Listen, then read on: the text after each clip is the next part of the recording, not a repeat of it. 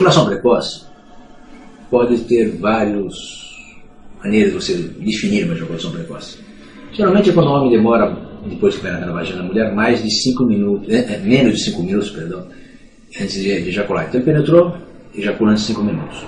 Mas existem mulheres, às vezes, que demoram muito para ter orgasmo. Então o homem que ejacula em 10 minutos, para essa mulher passa a ser um ejaculador precoce.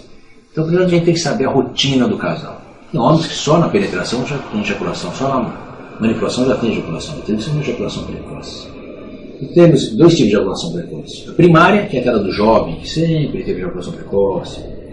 E a secundária, que é o adulto que começa a ter problemas de ereção, e a ejaculação precoce passa a ser uma ejaculação precoce secundária, decorrente de problema de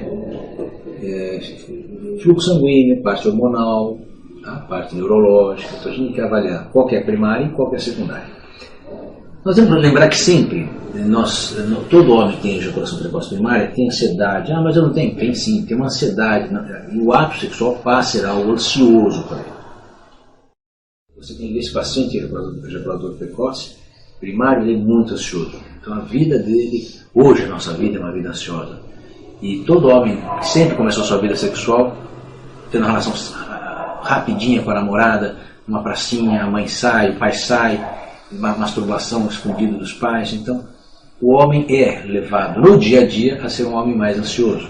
Então a ejaculação precoce é uma coisa que pega muitos homens no dia de hoje em dia e acaba atrapalhando muito do casal.